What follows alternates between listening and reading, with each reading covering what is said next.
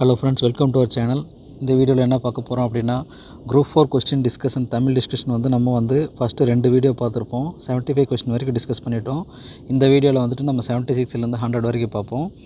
இது பார்த்திங்க அப்படின்னா, ஸ்கூல் புக்கை பேஸ் பண்ணி நம்ம ப்ரிப்பேர் பண்ணியிருந்தால் இந்த கொஸ்டின்ஸ் எல்லாம் குரூப் 4 கொஸ்டின் எப்படி ஆன்சர் பண்ணலாம் அப்படிங்கிறதையும், இதில் இல்லாத கொஸ்டின்ஸுக்கு நம்ம எப்படி எந்த சோர்ஸஸ்லேருந்து நம்ம படிக்கணும் அப்படிங்கிறது இந்த வீடியோவில் சொல்ல போகிறோம். ஆல்ரெடி பார்த்திங்க அப்படின்னா, குரூப் 4 எக்ஸாமில் நடந்த டாபிக்ஸ் எல்லாம் இந்த இதில் நான் நோட் பண்ணி வச்சுருக்கேன்.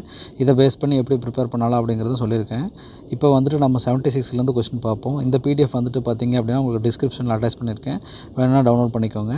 இப்போ 76ல் பார்த்திங்க அப்படின்னா தொடர் கேட்டிருக்காங்க, தொடர் கொடுத்துருக்காங்க, அக்ரிணை தொடர் கேட்டிருக்காங்க. இல்லைன்னா அடுத்த கொஸ்டின் பார்த்திங்க அப்படின்னா ஒருமை பன்மை கேட்குறாங்க, இடைச்சொல் தொடர் கேட்குறாங்க. அடுத்து பாடல் வரி கொடுத்துட்டு அதை ஒழுங்குபடுத்துறது கேட்குறாங்க. கலைச்சொற்கள் கேட்குறாங்க. அடுத்து 4 கொஸ்டின் கலைச்சொற்கள் வருது. அடுத்து பத்தி கொடுத்து அதிலேருந்து வினா கேட்குறாங்க. அடுத்து பழமொழி கொடுத்துட்டு பொருள் கேட்குறாங்க. மரபு தொடர் கேட்குறாங்க, அது பொருள் பொறுத்த சொல்கிறாங்க. இந்த மாதிரி டாபிக்ஸ் தான் கேட்குறாங்க. பாருங்கள், அடுத்தது கலைச்சொல் தான் 2. அடுத்து புகழ்ந்துரை, அறிஞர்கள் பற்றி ஒருத்தர் என்ன புகழ்ந்துரைக்கிறாங்க அது சம்மந்தமாக கேட்குறாங்க. அடுத்தது பன்முகத்தன்மை, ஆசிரியர் அவரோட பன்முகத்தன்மை கொடுத்து கொஸ்டின் கேட்குறாங்க. அல்லது அப்புறம் ஆசிரியர் அவரை சம்மந்தமான கூற்று காரணங்கள் கொடுக்குறாங்க. திராவிட மொழி குழுமம் பற்றி ஒரு இலக்கியம் சம்மந்தமான கொஸ்டின். அடுத்து நூலாசிரியர் சம்மந்தமான கொஸ்டின். அடுத்து திருக்குறளை கொடுத்துட்டு நமக்கு அது சம்மந்தமான கொஸ்டின். இதுதான் இப்போ பார்க்க போகிறோம். வாங்க 76 கொஸ்டின்லேருந்து பார்ப்போம். 76ல் என்ன கொடுத்துருக்காங்க அப்படின்னு பார்த்தீங்கன்னா, அக்ரிணை தொடரை கண்டறிகன்னு கொடுத்துருக்காங்க. இந்த கொஸ்டின் கொஞ்சம் ஈஸியான கொஸ்டின். இதில் பாருங்கள், ஆப்ஷன் ஏ பாருங்கள், மலர்கள்னு கொடுத்துருக்காங்க. ஆப்ஷன் பி மக்கள். ஆப்ஷன் சி மாணவர்கள். ஆப்ஷன் டியில் ஆசிரியர்கள். இந்த 3 ஆப்ஷனுமே பார்த்திங்க அப்படின்னா உயர்திணை குறிக்குது. இந்த ஒரு ஆப்ஷன் மட்டும்தான் நமக்கு அக்ரிணையை குறிக்கிறனால இது அக்ரிணை தொடர் நம்ம ஈஸியாக ஆன்சர் பண்ணலாம். அடுத்த கொஸ்டின், ஒருமை பன்மை பிழை அறிந்து சரியான தொடர் அறிதல்னு கேட்டிருக்காங்க. அவர் கோயிலுக்கு சென்றனர்னு கொடுத்துருக்காங்க. இது இது அவர் அப்படிங்கிற ஒருத்தரை கொடுத்துட்டு நாங்கள் சென்றனருங்கிற பலவின்பால் விகுதி கொடுத்துருக்காங்க. அது தப்பு. அடுத்த கொஸ்டின் மரம் முறிந்தன, இது ஒருமை கொடுத்துட்டு பன்மை விகுதி கொடுத்துருக்காங்க. சீவகனிடம் விடாமுயற்சி இருந்ததுன்னு கொடுத்துருக்காங்க. இதில் நம்ம பார்க்க வேண்டியது விடாமுயற்சி தான். இந்த விடாமுயற்சி இருந்ததுன்னு கொடுத்துருக்காங்க. இது கரெக்டாக இருக்குது. அடுத்த கொஸ்டின், காண்பவற்றுள் இடைச்சொல் தொடரை கண்டறிகன்னு கேட்டிருக்காங்க. இந்த கொஸ்டின் நான் தப்பாக ஆன்சர் பண்ணேன். நான் என்ன ஆன்சர் பண்ணேன் அப்படின்னு பார்த்தீங்க அப்படின்னா, நிலவோ காய்ந்தது அப்படிங்கிறதான் போட்டேன். இது ஏன் போட்டேன் அப்படின்னா, ஓ அப்படிங்கிறது இடைச்சொல்லாக போட்டேன். அதுவும் கரெக்டு தான். ஆனால் பார்த்திங்க அப்படின்னா இதில் அம்மாங்கிற சொல் கொடுத்துருக்காங்க. ஓங்கிறது பார்த்திங்க அப்படின்னா சிறப்பு, எதிர்மறை, பெருநிலை, தெரிநிலை, அசைநிலை அப்படிங்கிற வினா அப்படிங்கிற மாதிரி பல இதில் வரும். ஆனால் இதில் அம்மா அப்படிங்கிற சொல் கொடுத்துருக்காங்க. ஆன்சர் அம்மா வாலிங்கிறது கொடுத்துருக்காங்க. அம்மாங்கிற சொல் ஒன்றை ஒருத்தர் ஒன்றை வினவுவதற்காகவும் அசைச்சொல்லாகவும் பயன்படுத்துகிறாங்க. இந்த அம்மா அப்படிங்கிற சொல் பார்த்திங்க அப்படின்னா ஸ்கூல் புக்கில் நீங்கள் கேள்விப்பட்டிருப்பீங்க. கடவுள் மாய்ந்த இளம்பெரும் வழுதி அப்படிங்கிற அவர் பாண்டியன் என்ன எழுதியிருப்பாருன்னு பார்த்தீங்கன்னா, உண்டாளம்மை இவ்வுலகம் இந்திரர் அமிழ்தம் ஏவதாயினும் இனிதென தமியரும் உண்டலும் இலரே முனிவிலர் துஞ்சலும் இலர் பிறர் அஞ்சுவதஞ்சி புகழனின் உயிருங்கொடுக்குவர் பழியனின் உளவுடன் பெரிலும் கொள்ளலர் அயர்விலர் அன்னமாச்சி அணையராகி தமக்கென முயலான ஒன்றால் பிறர்க்கென முயலுனர் உண்மையானே அப்படின்னு சொல்லியிருப்பார். உண்டாளம்மை இவ்வுலகம் அப்படின்னா இந்த உலகம் நீடித்திருக்கிறதுக்கு என்ன காரணம் அப்படின்னு சொல்கிறாங்க அப்படின்னு பார்த்திங்கன்னா, உண்டாளம்மை இவ்வுலகம் இந்திரர் அமிழ்தம் ஏவதாயினும் இனிதென தமியரும் உண்டலும் இலரே அப்படிங்கிறாங்க. அதாவது இந்திரரே அமிழ்தத்தை நமக்கு கொடுத்தாலும் சுயநலத்தோடு தானே விரும்பி சாப்பிடக்கூடியவங்க கிடையாது. முனிவிலர் அப்படிங்கிறாங்க. முனிவிலர் அப்படின்னா முனிவுன்னா சினம் இல்லாதவங்க. துஞ்சலும் இலர் அப்படிங்கிறாங்க. துஞ்சல் அப்படின்னா சோம்பல் இல்லாதவர்கள் அப்படிங்கிறாங்க. முனிவிலர் துஞ்சலும் இலர் பிறர் அஞ்சுவது அஞ்சி, அதாவது பிறர் அஞ்சக்கூடிய விஷயங்களுக்கு அஞ்சி புகழனின் உயிரும் கொடுக்குவர் அப்படிங்கிறாங்க. புகழ் கிடைக்கும் அப்படின்னா அதுக்காக உயிரை கூட கொடுக்க தயங்க மாட்டாங்க. பழியனின் உலகுடன் பெரினும் கொள்ளலர் அப்படிங்கிறாங்க. ஒரு பழிச்சொல் வரும் அப்படின்னா நமக்கு உலகமே கிடைத்தாலும் அதை விரும்ப மாட்டாங்க அப்படிங்கிறாங்க. அயர்விலர் அப்படிங்கிறாங்க. அயர்விலர் அப்படின்னா அயர்வில்லாதவங்க, முயற்சியுடையவர்கள்.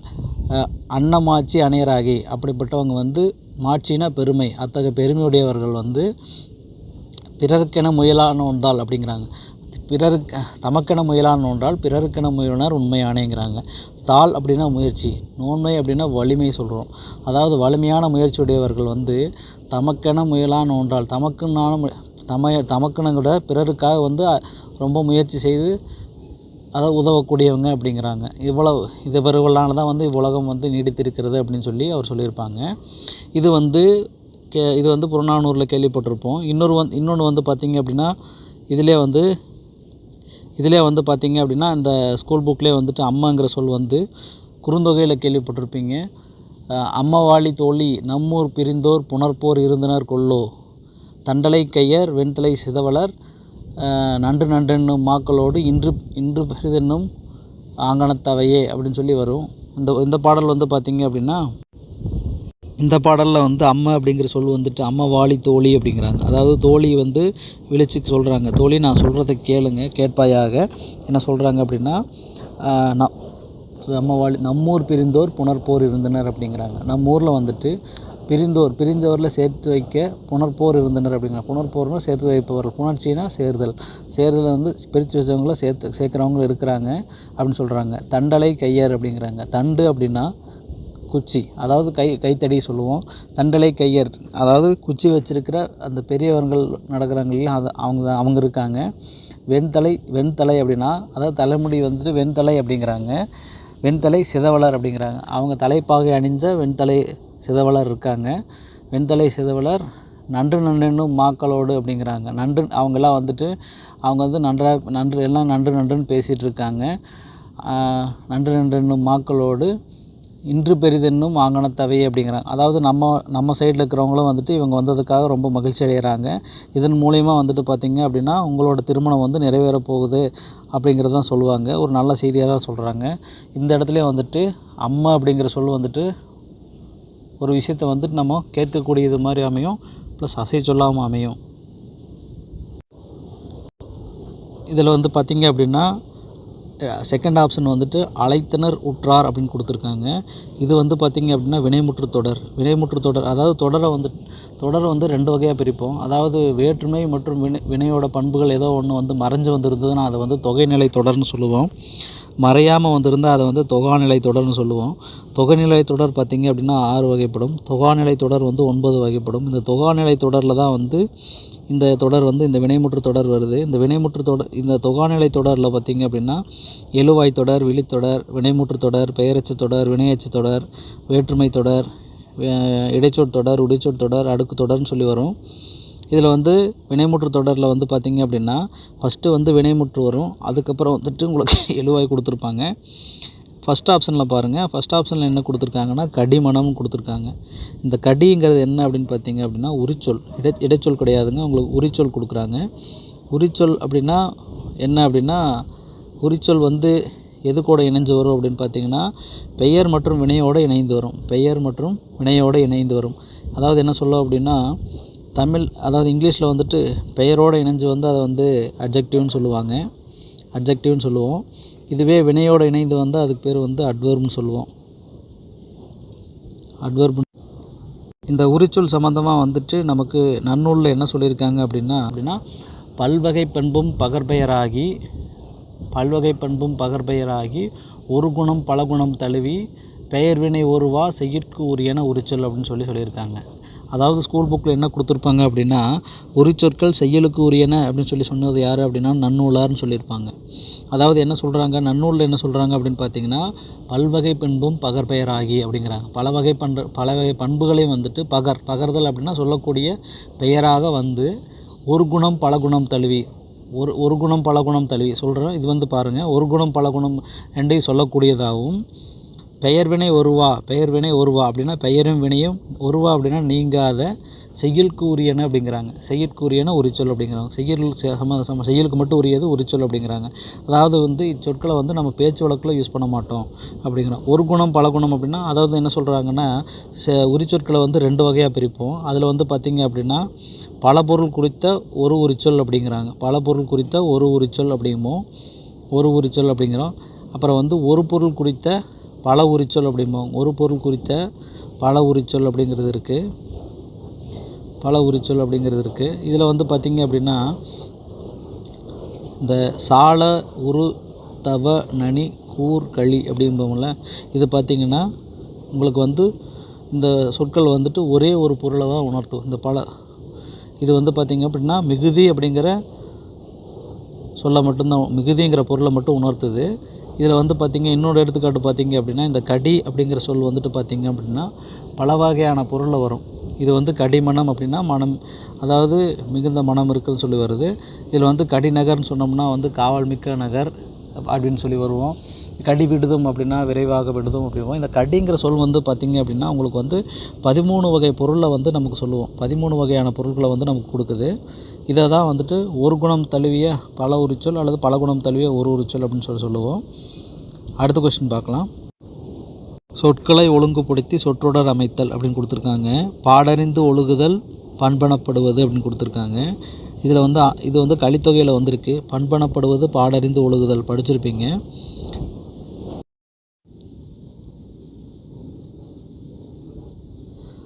ஆற்றுதல் என்பது ஒன்று அளந்தவர்க்கு உதவுதல், போற்றுதல் என்பது புணர்ந்தாரை பிரியாமை, பண்பனப்படுவது பாடறிந்து ஒழுகுதல், அன்பனப்படுவது தன்கிளை செறாமை, அறிவெனப்படுவது பேதையார் சொல் நோன்றல், செறிவெனப்படுவது கூறியது மறவாமை, நிறையெனப்படுவது மறைபிறர் அறியாமை, முறையெனப்படுவது கண்ணோடாது உயிர்பவல், பொறையெனப்படுவது போற்றாரை பொறுத்தல் அப்படின்னு சொல்லி கலித்தொகையில் வந்திருக்கும்.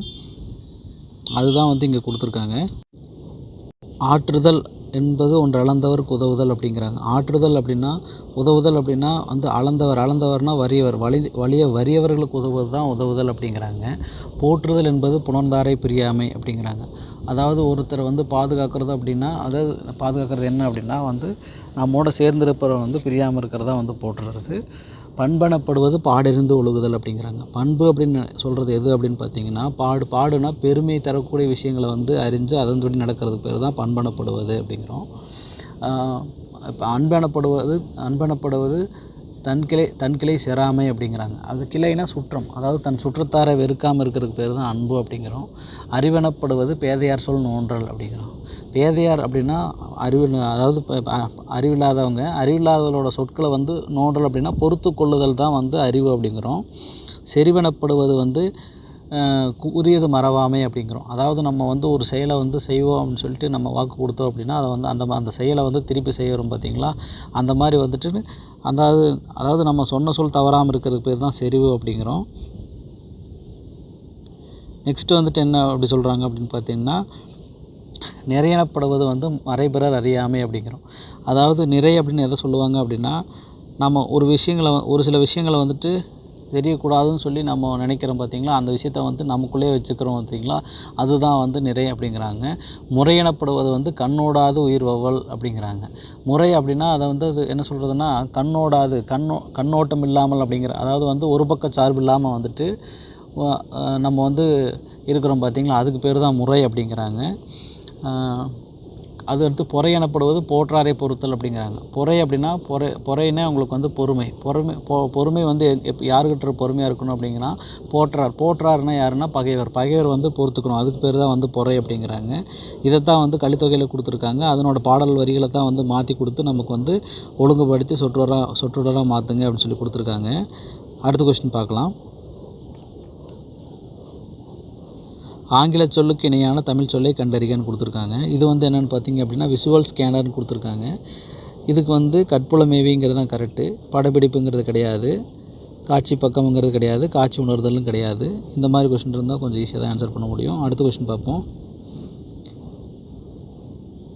ஆங்கரேஜ்னு கொடுத்துருக்காங்க. ஆங்கரேஜ்னு சொல்லுக்கு இணையான தமிழ் சொல் கேட்டிருக்காங்க. ஆங்கர் அப்படிங்கிறது பார்த்தீங்க அப்படின்னா கப்பலை வந்து நிலைநிறுத்தக்கூடியது தான் ஆங்கர். இதை வச்சே நீங்கள் ஆன்சர் பண்ணக்கூடிய, இது வந்து ஊன்றுதலை அப்படின்னு சொல்லுவோம். இந்த கலைச்சொல் இது வந்து படிச்சுக்கோங்க. இதுக்கு வந்து நிறைய பேஜஸ் இருக்கும் கலைச்சொல். முடிஞ்ச வரைக்கும் வந்துட்டு நம்மளால் முடிஞ்ச வரைக்கும் பார்ப்போம். எல்லாத்தையும் வந்துட்டு நம்மளால் மனப்பாடம் பண்ண முடியாது. முடிஞ்சதை வந்து நீங்கள் ஓரளவுக்கு முடியறதை பார்த்துக்கோங்க. அடுத்த கொஸ்டின், மோனோபோலி கண்ட்ரோல் இதுக்கான வந்து தமிழ் சொல் கேட்டிருக்காங்க. இதில் பாருங்கள், கண்ட்ரோல் அப்படின்னா வந்துட்டு கட்டுப்பாடுங்கிறது கரெக்டு. இந்த ரெண்டு ஆப்ஷன் பாருங்கள். இதில் வந்து தனி வரைவு கட்டுப்பாடுன்னு கொடுத்துருக்காங்க. இந்த வரைவுனா வந்துட்டு டிராஃப்ட் அந்த மாதிரி வரும். அதனால் வந்துட்டு செகண்ட் ஆப்ஷன் பார்ப்போம். செகண்ட் ஆப்ஷனில் வந்துட்டு தனி வல்லாண்மை கட்டுப்பாடுன்னு கொடுத்துருக்காங்க.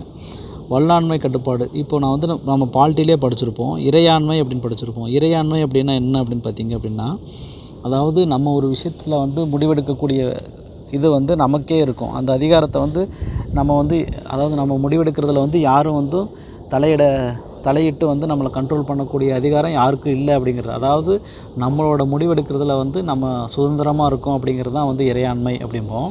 இதில் வந்து பாருங்கள், மோனோபோலி அப்படிங்கிறாங்க. மோனோபோலி அப்படின்னா என்னென்னா, தனி ஒருத்தருடைய வல்லாண்மை அப்படிங்கிறோம். அதுதான் வந்து தனி வல்லாண்மை இங்கே கொடுத்துருக்காங்க. அதனால் வந்துட்டு செகண்ட் ஆப்ஷன் தான் உங்களுக்கு கரெக்டாக வரும். அடுத்த கொஸ்டின் பார்க்கலாம். இது பாருங்கள், இது வந்து பார்த்திங்க அப்படின்னா கலைச்சொல் தான். அபூலியா அப்படின்னா மன உறுதி குறைபாடு, அகோமியானா தலைவலிக்கை, அப்சஸ் அப்படின்னா சீழ்கட்டி, அலோபீசியா யூனிவர்சலிஸ் அப்படின்னா உடல் வழுக்கைன்னு கொடுத்துருக்காங்க. இதெல்லாம் வந்துட்டு எப்படி ஆன்சர் பண்ணுறதுங்கிறது கொஞ்சம் கஷ்டமான கொஸ்டின் தான். இதெல்லாம் வந்து ரொம்ப சிரமம்தான். இந்த மாதிரி கேட்டால் கொஞ்சம் கஷ்டம்தான். இது வந்து எல்லாருக்குமே தெரியாது. ஸோ இதில் வந்து இந்த மாதிரி கொஸ்டினை கண்டு பயப்படாதீங்க. தெரிஞ்ச கொஸ்டினை வந்து ஆன்சர் பண்ண ட்ரை பண்ணுவோம். அடுத்த கொஸ்டின் பார்ப்போம். இது வந்து பத்தி கொடுத்து இதுலேருந்து வினா கேட்குறாங்க. இந்த மாதிரி கொஸ்டின் வந்து வந்துச்சு அப்படின்னா நீங்கள் வந்து ஃபஸ்ட்டு வந்துட்டு இந்த பத்தியை வந்து படிச்சிருங்க. படிச்சுட்டு ஆன்சர் பண்ண ட்ரை பண்ணுங்கள். நீங்களாக வந்துட்டு ஆன்சர் தெரியும் அப்படிங்கிறதுக்காக வந்துட்டு எடுத்த உடனே ஆன்சர் பண்ண ட்ரை பண்ணாதீங்க. அப்படி ஆன்சர் பண்ண ட்ரை பண்ணும்போது சம்டைம்ஸில் வந்து இதில் வந்து ஏதாவது ஒரு சின்ன மாற்றம் வந்துச்சா கூட உங்களுக்கு வந்து ஒரு மார்க் அல்லது 2 மார்க் வந்து மிஸ் ஆயிரும். இது ஏன் அப்படி சொல்கிறேன்னு பார்த்தீங்க அப்படின்னா, உங்களுக்கு பின்னாடியே வந்துட்டு ஒரு வஉசி சம்மந்தமாக வந்து ஒரு பத்தி வரும். அதில் வந்து பார்த்திங்க அப்படின்னா அதெல்லாம் நீங்கள் படிக்க வேண்டிய அவசியமே இருக்காது.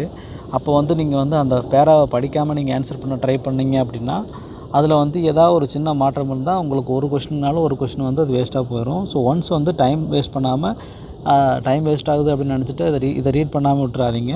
இது ஃபுல்லாக வந்து ஒரே ஒன்ஸ் மட்டும் ரீட் பண்ணிவிட்டு இதை ஆன்சர் பண்ண ட்ரை பண்ணுங்கள். அடுத்த கொஸ்டின் பார்க்கலாம். இதுவும் வந்து பத்தி கொடுத்து கேள்வி கேட்குறது தான். இது ஈஸி தான். அடுத்த கொஸ்டின் பார்ப்போம். கடுகு சிறுத்தாலும் காரம் போகுமோ என்ற பழமொழியின் பொருள் கேட்குறாங்க. இது வந்து பார்த்திங்க அப்படின்னா இதுக்கான ஆன்சர் வந்து குறைத்து மதிப்பிடக்கூடாது அப்படிங்கிறாங்க. அதாவது இது என்ன சொல்கிறாங்க அப்படின்னா, நமக்கு திருக்குறள் கூட ஒன்று இருக்குது. இதை வச்சு பார்த்திங்கன்னா, உருவு கண்டு எல்லாமே வேண்டும், உருள் பெருந்தேருக்கு அச்சாணி அன்னார் உடைத்து அப்படின்னு சொல்லி நமக்கு வரும். அதாவது வந்து என்ன அப்படின்னா, உருவத்தை வச்சு ஒருத்தரை மதிப்பிடாதீங்க, உருண்டு ஓடக்கூடிய அந்த பெரிய தேருக்கு அச்சாணி அன்னார் உடைத்து அப்படிங்கிறாங்க. அவ்வளோ பெரிய தேரையே வந்துட்டு நமக்கு தாங்கக்கூடியது என்னென்னு பார்த்திங்கன்னா அந்த அச்சாணி தான். அந்த அச்சாணி வந்து இல்லை அப்படின்னா அந்த தேரே வந்து நமக்கு வந்து போகாது. அதனால் வந்து அந்த தேர் வந்து உருளணும் அப்படின்னா நமக்கு அச்சாணி தான் ரொம்ப முக்கியம். அது மாதிரி வந்துட்டு பார்த்திங்கன்னா ஒருத்தரோட உருவத்தை வச்சு முடிவு பண்ணக்கூடாது. இங்கே வந்து கடுகு சிறுத்தாலும் காரம் போகுமோ அப்படின்னா ஒருத்தரை வந்து குறைத்து மதிப்பிடக்கூடாது அப்படிங்கிறோம். அடுத்த கொஸ்டின் பார்க்கலாம். மரபு தொடருக்கு ஏற்ற பொருளை பொறுத்துக அப்படிங்கிறான். கடன் கழித்தல் அப்படின்னா மனமின்றி செய்தல். அதாவது கடனுக்கு செய்கிறோம் அப்படின்னா மனமின்றி செய்கிறதுன்னு சொல்லுவோம். கடை விரித்தல் அப்படின்னா தன் ஆற்றலை சொல்லுதல். இது ஓகே. கச்சை கட்டுதல் அப்படின்னா ஆப்போசிட்டாக நிற்கிறது, அதாவது முரண்படுதல். கக்கல் கரிசல் அப்படின்னா கலங்கல் நீர். அதாவது இந்த மாதிரி சொற்றொடர்கள் வந்துச்சுன்னா ரொம்ப ஈஸியாக பொருத்தக்கூடியது. இந்த மரபு தொடர்கள்லாம் வந்துட்டு பார்த்திங்க அப்படின்னா நம்ம பேச்சு வழக்கிலே யூஸ் பண்ணுவோம். அதனால் வந்து இந்த மாதிரி வரக்கூடியது ஈஸியாக ஆன்சர் பண்ண முடியும். தெரியாததை வந்து பார்த்திங்க அப்படின்னா நீங்கள் படித்து வந்து ஒரு சிலதை வந்து நோட்ஸ் எடுத்து வச்சுக்கோங்க. அதை வந்து ரிவிஷன் பண்ணால் கூட கரெக்டாக இருக்கும். அடுத்த கொஸ்டின் 88. வேலை பிசகு என்னும் மரபு தொடரின் பொருளை தேர்க அப்படிங்கிறோம். இப்போ வந்து நம்ம வந்து மரபு தொடரில் வந்து படிச்சிருக்கிறத விட நம்ம வந்து பேச்சு வழக்கில் வந்து யூஸ் பண்ணுவோம். எசகு பிசகு அப்படின்னு சொல்லி இந்த மாதிரி சொல்லுவோம். எசகு பிசகாக இருக்குது அப்படின்னு. அதாவது என்ன அப்படின்னா வந்து செயல் நடைபெறாமல் இருந்தால் நம்ம அப்படி சொல்லுவோம். இதில் பாருங்கள், இதில் வேலை பிசகுன்னு கொடுத்துருக்காங்க. வேலை அப்படிங்கிறது பார்த்திங்கன்னா காலம், பிசகு அப்படின்னு சொன்னால் நம்ம வந்து எதிர்மறை பொருளில் பார்ப்போம். இங்கே கொடுத்துருக்கிற ஆப்ஷன் பாருங்கள்.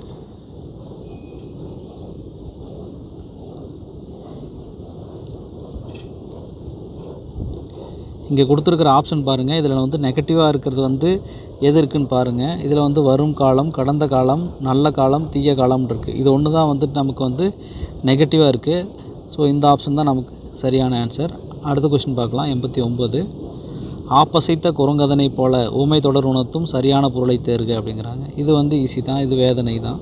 இந்த மாதிரி கொஸ்டின்லாம் வந்துச்சுன்னா உங்களுக்கு ஈஸி. அடுத்த கொஸ்டின் பார்ப்போம். பார்த்தீங்களா, இது வஉசி சம்மந்தமான கொஸ்டின். இது வந்து நீங்கள் படிக்க வேண்டிய அவசியம் இருக்காது. இதெல்லாம் நீங்கள் ஐஎன்எம்மில் படிச்சிருப்பீங்க, தமிழில் படிச்சிருக்கலாம். இதெல்லாம் வந்து படிக்காமல் ஆன்சர் பண்ணலாம். ஆனால் வந்துட்டு ஒன்ஸ் ஒரே ஒரு டைம் மட்டும் இதை படிச்சுக்கோங்க. அப்போ தான் வந்துட்டு நமக்கு வந்து கொஞ்சம் சேஃப்டி. அடுத்த கொஸ்டின், ப்ரொப்போசல் என்னும் சொல்லுக்கான இணையான சொல்லை தேர்க அப்படிங்கிறாங்க. ப்ரொப்போசல் அப்படின்னாவே இது கருத்துரு தான், இது கரெக்டு. இந்த மாதிரி கொஸ்டின் இருந்ததுன்னா ரொம்ப ஈஸியாக போட்டுடலாம். அடுத்த கொஸ்டின், இரிகேஷன் டெக்னாலஜி.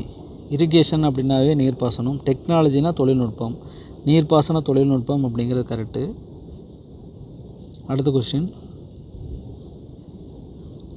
இது வந்து பார்த்திங்க அப்படின்னா நமக்கு வந்து உரைநடையில் வர்ற கொஸ்டின். இந்த வரலாம் ஸ்கூல் புக் கொஸ்டின். இந்த மாதிரி கொஸ்டின் வந்தால் மிஸ் பண்ணாதீங்க. இது வந்து கேட்டிருக்காங்க, தமிழக அரசியல் வானில் கவ்வியிருந்த கார் இருளை அகற்ற வந்த ஒளிக்கதிராக காகிதமில்ல இஸ்மாயில் திகழ்கிறார் சொன்னது வந்து அறிஞர் அண்ணா. இவரை பற்றி வந்து இஸ்மாயில் அவர்களை பற்றி வந்து பெரியார் அவர்களும் ஒன்று சொல்லியிருப்பாங்க. அதையும் வந்து ஞாபகப்படுத்திக்கோங்க, அதையும் வந்து படிச்சுக்கோங்க. டிகேசியுடன் தொடர்பில்லாத, அடுத்த கொஸ்டின், டிகேசியுடன் தொடர்பில்லாது எதுன்னு கேட்டிருக்காங்க. இது பேராசிரியர் மட்டும்தான் தொடர்பில்லாதது, மீதியெல்லாம் வந்து அவருக்கு பொருந்தக்கூடியது தான். இவர் டிகேசி அவர்களுக்கு வந்து இன்னொரு பேர் வந்து ரசிகமணின்னு சொல்லுவோம். இவர் வந்து வட்டத்தொட்டிங்கிற பேரில் வந்து ஞாயிற்றுக்கிழமைகளில் வந்து அறிஞர்கள் சேர்ந்து என்ன சொல்லுவோம் அப்படின்னா இலக்கியம் சார்ந்து வந்து உரையாடிட்டு இருப்பாங்க. அது வந்து ஞாயிற்றுக்கிழமைகளில் வந்து நடக்கும். இது வந்து வட்டத்தொட்டிங்கிற பேரில் வந்து இவர் நடத்திட்டுருப்பார். இதே மாதிரி வரக்கூடியது வந்து பார்த்திங்க அப்படின்னா அயோத்திதாசர் சம்மந்தமாக வந்து பாருங்கள். இவர் வந்து பன்முகத்தன்மை கொண்டவர். இவர் வந்து பார்த்திங்க அப்படின்னா ஒரு பத்திரிக்கையாளர். இவர் வந்து அதே மாதிரி அரசியல் செயல்பாட்டாளர். அதே சமயம் வந்து பார்த்திங்க அப்படின்னா இவர் சித்த மருத்துவர், அப்புறம் ஜாதி எதிர்ப்பு இயக்கத்துக்கு எதிராக போராடுறவர். இந்த மாதிரி வந்து இவருக்கு பன்முகத்தன்மை இருக்கும். இந்த மாதிரி ஆசிரியர்களோட பன்முகத்தன்மையும் வந்து தெரிஞ்சு வச்சுக்கோங்க. அதுவும் வந்து நமக்கு கொஷினாக வந்து இப்போ வந்துட்டுருக்குது. அடுத்த கொஸ்டின் பார்க்கலாம். 97,